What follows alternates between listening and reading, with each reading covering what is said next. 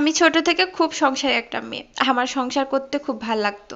সত্যি কথা বলতে সকালে উঠবো, ঘুম থেকে উঠবো, তারপরে নাস্তা বানাবো, সংসারে যাবতীয় কাজ করব।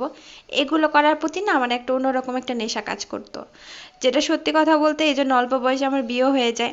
আর তারপর থেকে সংসার, তারপরে একটা বাচ্চা, সব মিলে আলহামদুলিল্লাহ আমার সংসারটা খুব ভালোই চলে।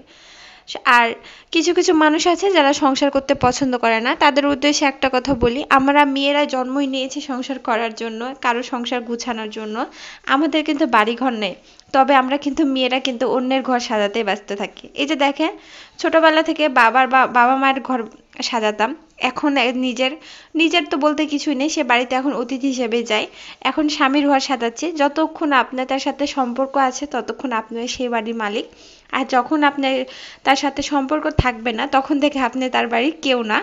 মানে এটাই হচ্ছে মেয়েদের জীবন। তারপরও আমরা মেয়েরা কিন্তু সেই সংসার সাজাই, সেই সংসার সাজানোর প্রতি পাগল হয়ে যায়। এই যে সকাল থেকে ওঠার পর থেকে সংসারে যাবতীয় কাজ, বাচ্চা সামলানো, শ্বশুর শাশুড়ি সামলানো, এটা কিন্তু একমাত্র মেয়েরাই করে, আর মেয়েদের পক্ষে এই কাজগুলো করা কিন্তু সম্ভব। তো যাই হোক, আজকে আমি হচ্ছে রান্না করব বেগুন ভাজি, সাথে মাছ ভাজি করে রান্না করব।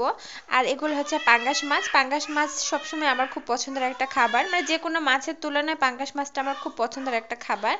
মাছটা খুব ভালো করে মেখে এটা ভেজে নেব। যারা আমার ভিডিওটি প্রথম দেখছেন তারা প্লিজ লাইক দিয়ে সাথে থাকবেন। প্রায় অনেকদিন গ্যাপ দিয়ে ভিডিওটা দেওয়া হচ্ছিল, যেহেতু আমার একা সংসার আর আমার একটাই বাচ্চা, আর বাচ্চাটাকে নিয়ে সব মিলে ভিডিও করা হয় না। ভিডিও করতে আমার খুব ভালো লাগে, জানি না এখান থেকে কতটুকু কি করতে পারবো, তবে চেষ্টা করছি যে ভিডিও থেকে অবশ্যই কোনোদিন অবশ্যই কিছু একটা হবে। ভিডিওতে আমার মেয়ের কণ্ঠ শোনা যাচ্ছে, প্লিজ এটা স্কিপ করে যাবেন, যেহেতু একটা বাচ্চা, ওকে অন্য ঘরে রেখেও ভিডিও করতে পারি না, আবার যখন ঘুমায় তখনও ভিডিও করা যায় না, কারণ ও আমাকে জড়িয়ে ধরে ঘুমায়, ওই সময় মোবাইল হাতে নেওয়া তো একেবারেই ইম্পসিবল। তো যাই হোক, এই জায়গাটা আজকে একটা কড়াই দেখছেন, এই কড়াইটা নতুন কিনে নিয়ে আসলাম। আর নিয়ে আসে আজকে ফার্স্ট টাইম এটাতে রান্না করছি, মানে এর আগে হচ্ছে এই কড়াইটাতে একটু গরম পানি করা হয়েছিল, তারপর এটাতে আজকে রান্না করা হয়। মানে করব, দেখা যাক কেমন হয়। কড়াইটা আমার খুব পছন্দের একটা অ্যালুমিনিয়ামের কড়াই আর কি। দস্তার কড়াইগুলো খুব একটা ভালো লাগে না। দস্তার কড়াই আপনি কয়দিন ব্যবহার করলে দেখবেন যে কালো হয়ে যায়, এর জন্য আমার আর ভাল লাগে না। ভিডিওতে যদি কালো কালো করা হয় তাহলে কিন্তু বিরক্ত লাগে।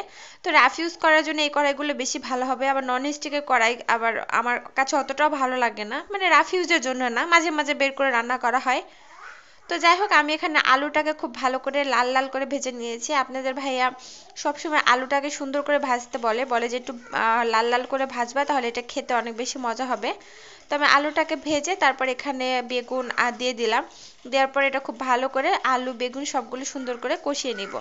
আমার আম্মু সবসময় একটা কথা বলে, তুমি যে কোনো রান্না যত বেশি ভালো করে ভেজে রান্না করবা বা যত ভালো করে কষাবা, ততই কিন্তু খেতে মজা হবে। এটা কিন্তু সত্যি কথা গাইস। আমি যা রান্না শিখেছি সবই আমার মায়ের কাছ থেকে, মা আর শাশুড়ির কাছ থেকে। নিজের রান্না তেমনই পারতাম না, তবে বিয়ের পর তেমন রান্না করতে পারতাম না। যেই রান্নাই করি না কেন সব পুড়ে যাইতো। তো আপনাদের ভাইয়াই আমাকে নিজে হাতে যতটুকু পারে আমি আম্মুর কাছ থেকে শিখেছি, বাকিটা আপনার ভাইয়ার কাছ থেকে। আবার শ্বশুরবাড়িতে যখন যাই তখন শাশুড়ি মার কাছ থেকে শিখি।